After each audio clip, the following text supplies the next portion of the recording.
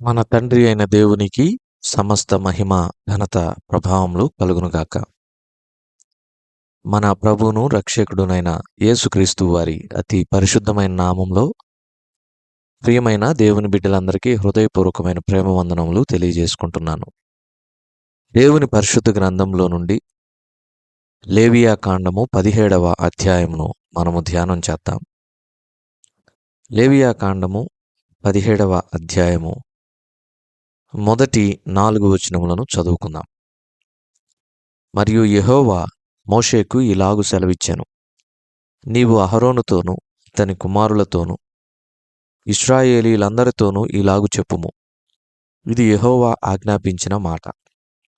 ఇశ్రాయేలీల కుటుంబములలో యెహోవా మందిరము ఎదుట యెహోవాకు అర్పణము అర్పించుటకు పూనుకొనువాడు, అది ఎద్దే గాని గొర్రెయే గాని మేకయే గాని ప్రత్యక్షపు గుడారము యొక్క ద్వారమునొద్దకు దానిని ముందు తేక పాళెములో వధించినను, పాళెమునకు వెలుపల వధించినను, ఆ మనుష్యుడు తన ప్రజలలో నుండి కొట్టివేయబడును. వాడు రక్తమును ఒలికించినవాడు. దేవుడు ఈ కొద్ది మాటలను మన కొరకు దీవించునుగాక. ప్రభునందు ప్రియమైన సహోదర సహోదరులారా, లేవియా కాండము 17వ అధ్యాయము రక్తాపరాధమును గూర్చి తెలియచేస్తూ ఉంది. లేవియా కాండము 17వ అధ్యాయమును మనము 3 భాగాలుగా విభజిస్తాం. మొదటి వచనము నుండి 9వ వచనం వరకు ఒక భాగము, 10వ వచనము నుండి 12వ వచనం వరకు ఒక భాగము, 13 నుంచి 16వ వచనం వరకు ఒక భాగం. మొత్తం మీద లేవియా కాండం 17వ అధ్యాయమును 3 భాగాలుగా విభజిస్తాం. ప్రభునందు ప్రియమైన సహోదర సహోదరులారా, లేవియా కాండము 16వ అధ్యాయంలో మహావిశ్రాంతి దినము, దానిని ఏ విధంగా ఆచరించాలి అనే విషయాన్ని చూశాము. 17వ అధ్యాయంలో రక్తాపరాధమును గురించి మనం ధ్యానం చేయబోతున్నాం. మొదటి 9 వచనాల్లో ఇశ్రాయేలీల సమాజంలో ఎవరైనా ప్రత్యక్ష గుడారము యొక్క ద్వారము దగ్గరకు బలి పశువును తీసుకొని రాకుండా పాళెము వెలుపల వధించినట్లయితే దాని విషయమై ఆ వ్యక్తి ఖచ్చితంగా అపరాధి అవుతాడు. పశువు వధించబడాల్సింది ప్రత్యక్ష గుడారము యొక్క ద్వారము దగ్గర. ఆ బలి పశువు యాజకుని చేతికి అప్పగించబడాలి.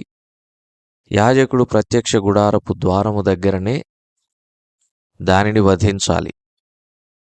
పాళెము వెలుపట ఆ బలి పశువు వధించబడటానికి వీల్లేదు. ఒకవేళ అలా ఎవరు చేసినా వాడు ఖచ్చితంగా అపరాధి అవుతాడని ధర్మశాస్త్రం ఖండితంగా చెబుతూ ఉంది. ప్రభునందు ప్రియమైన సహోదర సహోదరులారా, బలి పశువు ఎక్కడ వధించబడాలో అక్కడే వధించబడాలి. బలికి చాలా ప్రాధాన్యత ఉంది. ఎక్కడ పడితే అక్కడ దానిని అర్పించడానికి వీల్లేదు, దాన్ని వధించడానికి వీల్లేదు. పాళెము వెలుపల ఒక వ్యక్తి వధిస్తూ ఉన్నాడనుకోండి, అక్కడ ఒక ప్రమాదం జరిగే అవకాశం ఉంది. అదేంటంటే, అది దేవునికి అర్పించే బలి కాకుండా వేరొక విగ్రహానికో వేరొక దేవతకో అర్పించేటటువంటి బలి అవుతుంది. జీవము కలిగిన దేవుడైన యెహోవాకు బలిని అర్పించేటప్పుడు నిర్దిష్టమైనటువంటి స్థలములో ఆ బలి పశువు వధించబడాలి.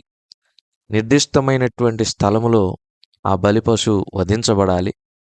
నిర్దిష్టమైనటువంటి స్థలములో ఆ బలి పశువు యొక్క రక్తము ప్రోక్షించబడాలి. అది దహించబడాలి. ఆ తర్వాత నిర్దిష్టమైనటువంటి స్థలములో ఆ బలి పశువు యొక్క కళేబరము కానీ బూడిద కానీ తీసుకొని పారవేయబడాలి. ఇవన్నీ కూడా దేవుడు ఆయనకు బలి అర్పించడానికి నియమించినటువంటి విధులు, కట్టడలు.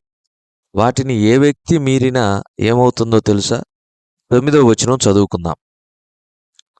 మరియు నీవు వారితో ఇట్లనుము, ఇశ్రాయేలీల కుటుంబములలో గాని మీలో నివసించు పరదేశులలో కాని ఒకడు దహన బలినైనను వేరొక ఏ బలినైనను యెహోవాకు అర్పింపనుద్దేశము గలవాడై ప్రత్యక్షపు గుడారము యొక్క ద్వారమునొద్దకు తీసుకుని రాని ఎడల ఆ మనుష్యుడు జనులలో నుండి కొట్టివేయబడును.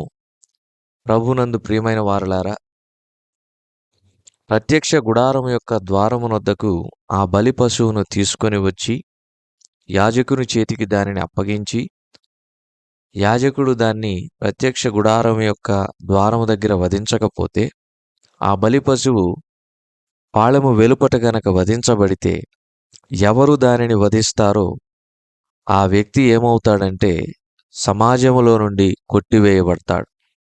ఇశ్రాయేలీల జనాంగములో నుండి కొట్టివేయబడతాడు. ఇశ్రాయేలీల జనాంగములో నుండి కొట్టివేయబడితే ప్రమాదం ఏంటంటే, కనాను దేశము, వాగ్దాన దేశము, పాలు తేనెలు ప్రవహించు దేశము, దేవుడు ఇశ్రాయేలీల పితరులైన అబ్రహాము, ఇస్సాకు, యాకోబులకు వాగ్దానము చేసి ఇస్తాను అని చెప్పినటువంటి ఆ దేశములో వారు ప్రవేశించటానికి అర్హత కోల్పోతారు. ఇది ప్రమాదమండి. ఇశ్రాయేలీల ఐగుప్తు చెర నుండి విడిపించబడింది ఎందుకు? కనాను దేశమును స్వాస్థ్యంగా పొందుకోవడానికి. ఇశ్రాయేలీలు 430 సంవత్సరాల చెర నుండి విడిపించబడింది ఎందుకు? కనాను దేశంలో ప్రవేశించడానికి, అక్కడ శ్రేష్టమైన భూస్వాస్థ్యమును అనుభవించడానికి, శ్రేష్టమైన భూఫలమునను అనుభవించడానికి. ఆ ధన్యతను వారు కోల్పోతే ఇక వారు విమోచించబడి కూడా ప్రయోజనమేంటి? ఇక వారు ఇశ్రాయేలీలుగా పిలువబడి, ప్రత్యేకించబడి, ప్రతిష్ఠించబడిన కారణానికి న్యాయమేంటి? ప్రయోజనమేంటి? కనుక కనానులో ఇశ్రాయేలీలు ప్రవేశించాలి. అలా ప్రవేశించకపోతే ఇశ్రాయేలీలకు ఏమాత్రం కూడా ఆశీర్వాదం లేదు, వారి విమోచనకు అర్థం లేదు, వారి ఐగుప్తు చెర నుండి విమోచించబడటానికి విలువ లేదు. కనుక వారు కనానులో ప్రవేశించడం వారి గమ్యం. వారు కనానులో ప్రవేశించడానికి ఐగుప్తు నుండి విడిపించబడ్డారు. ఇలాంటి పనులు చేసి అన్య దేవతలకు బలులర్పించి దేవుని ఆజ్ఞలను అతిక్రమించి మరి ఇశ్రాయేలీల సమాజంలో నుండి వారి పేరు కొట్టివేయబడినట్లుగా గనక చేసినా ప్రవర్తించిన వారు కనానులో ప్రవేశించరు. ఆ తర్వాత లేవియాకాండం 17వ అధ్యాయం 10-12 వచనాల్లో ఇంకో రక్తాపరాధం చూస్తాం. ఇశ్రాయేలీల కుటుంబంలో గాని, ఇశ్రాయేలీలో నివసించే పరదేశులు గాని దేని రక్తమునైనా తినినను ఆ రక్తము తినేటటువంటి వారికి దేవుడు విముఖుడై ఇశ్రాయేలీల సమాజంలో నుండి ఆ రక్తము తినేటటువంటి వ్యక్తి యొక్క పేరును ఆయన కొట్టివేస్తాడు. రక్తము దేహమునకు ప్రాణము, ఆదికాండం 9:4లో చూస్తాం. దేనిని కూడా రక్తముతో తినకూడదు. రక్తముతో ఏ వ్యక్తి తిన్నా ఆ వ్యక్తి ఇశ్రాయేలు సమాజంలో నుండి కొట్టివేయబడతాడు. లేవియాకాండం 17వ అధ్యాయం 13-16 వచనాలు 3వ భాగంలో మనం చూసినప్పుడు, ఒక వ్యక్తి దేన్నైనా వేటాడి ఆ పశువును పట్టుకున్నప్పుడు దాన్ని చంపిన తరువాత దాని రక్తమును ఒలికించి మట్టితో దాన్ని కప్పాలి. ఆ తర్వాతనే దాన్ని తినాలి. రక్తమును ఒలికించకుండా మట్టితో కప్పకుండా తిన్నాడనుకోండి, ఖచ్చితంగా ఏమవుతాడు? అతడు కూడా రక్తం విషయంలో అపరాధి అవుతాడు. ఇశ్రాయేలీల సమాజంలో నుండి కొట్టివేయబడతాడు. అప్పుడు కనానులో అతడు ప్రవేశించడానికి అర్హతను కోల్పోతాడు. ప్రభునందు ప్రియమైన వారలారా, ఒకవేళ మట్టితో కప్పకుండా ఆ వ్యక్తి రక్తము ఒలికించకుండా దానిని గనక తినినప్పుడు అతడు రక్తం విషయంలో అపరాధి అయి ఇశ్రాయేలీల సమాజంలో నుండి కొట్టివేయబడతాడు కదా. ఇక్కడే ఇంకొక పరిస్థితి కూడా ఉంది. అదేంటంటే, కళేబరమును కానీ చీల్చబడిన దాన్ని కానీ ఎవరైనా తింటే అతడు అపవిత్రుడవుతాడు. చీల్చబడింది లేదంటే దారిలో పోతూ ఉంటే ఏదైనా కళేబరం కనిపించింది అనుకోండి, దానిని పొరపాటున తింటే అతడు అపవిత్రుడై ఉంటాడు. అతడు ఏం చేయాలంటే స్నానం చేసి తన బట్టలు ఉతుక్కొని సాయంత్రం వరకు అపవిత్రుడై ఉంటాడు. ఆ తర్వాత అతడు పవిత్రుడవుతాడు. కళేబరమును గాని చీల్చిన దాన్ని తిని బట్టలు ఉతుక్కోకుండా స్నానం చేయకుండా ఉన్నట్లయితే అతడు ఖచ్చితంగా దోష శిక్షను అనుభవించాల్సి ఉంటుంది. కాబట్టి ప్రభునందు ప్రియమైన వారలారా, ఈ కట్టడలను దేవుడు ఇశ్రాయేలీలకు బోధించాడు. ఇందులో నుంచి మనం కొన్ని పాఠాలను నేర్చుకుందాం. అదేంటంటే, అన్య దేవతలకు బలిచ్చినట్లుగా నిర్దేశితమైనటువంటి స్థలము కాకుండా వేరొక స్థలములో విశ్వాసి బలిని అర్పించకూడదు. అంటే ఆరాధన చేయకూడదు. దేవుని ఆలయమునకు వచ్చి ఆయన ఆలయంలో దేవుని ఆరాధించాలి. ఏ స్థలంలో పడితే ఆ స్థలంలో, ఎక్కడ పడితే అక్కడ మనము ఆరాధన చేయకూడదు. ఆరాధనకు నిర్దేశితమైనటువంటి స్థలం ఉంది. దేవుని మందిరములో ఆయన శరీరము, ఆయన రక్తము ఆరాధికుల కొరకు పంచిపెడుతూ ఉన్నప్పుడు మందిరములోనికి వచ్చి మందిరములో పాల్గొనాలి. కొంతమంది ధనవంతులైన వారు, ప్రఖ్యాతి గడించిన వారు మందిరానికి వెళ్ళకపోయినా వారింటికి దేవుని యొక్క శరీరమును, రక్తమును పంపించేటటువంటి కొత్త కొత్త విధానాలు కూడా ఉన్నాయండి నేటి దినాల్లో. ఇది చాలా తప్పు. ఎంత ధనవంతుడైనా, గొప్పవారైనా దేవుని సన్నిధిలో సమానులే. కాబట్టి అలాంటి పొరపాట్లు చేయకూడదు. దేవుడు మన దగ్గరికి రావడం కాదు, మనమే దేవుని దగ్గరికి వెళ్ళాలి. ఆయన ఎంతగా తగ్గించుకొని మన దగ్గరికి వచ్చాడు. ప్రత్యక్ష గుడారమును కూడా ఇశ్రాయేలీల మధ్యనే పెట్టాడు. అలాగని చెప్పి ప్రత్యక్ష గుడారములో ఉన్నటువంటి బలులు తీసుకొని వచ్చి అహరోను బయట ఇవ్వాలని చెప్పి దేవుడు నియమించలా. బలిపశువు ప్రత్యక్ష గుడారం దగ్గరికి రావాల్సిందే. అది ద్వారము దగ్గర వధించబడాల్సిందే. ఆ తర్వాత బలిపీఠం మీద అది అర్పించబడాల్సిందే. దాని కళేబరము ప్రత్యక్ష గుడారం వెలుపట, పాళెం వెలుపట నిర్దేశితమైనటువంటి ఆ పవిత్రమైన స్థలములో వేయాల్సిందే. బలిని గూర్చిన కట్టడలు ఇంత ఖచ్చితంగా ఉన్నాయి. కనుక విశ్వాసి ఎక్కడ పడితే అక్కడ, ఏ స్థలంలో పడితే ఆ స్థలంలో, ఎలా పడితే అలా ఆయనకు అర్పణ, ఆరాధన అర్పించడానికి వీల్లేదు. విశ్వాసి ఉండాల్సిన స్థలములోనే ఉండాలి. అర్పించాల్సిన చోటనే ఆరాధన అర్పించాలి. ఆ తర్వాత రెండో విషయాన్ని మనం చూసినప్పుడు, రక్తముతో కలిపి దేనినైనా తింటే కొట్టివేయబడతాడు.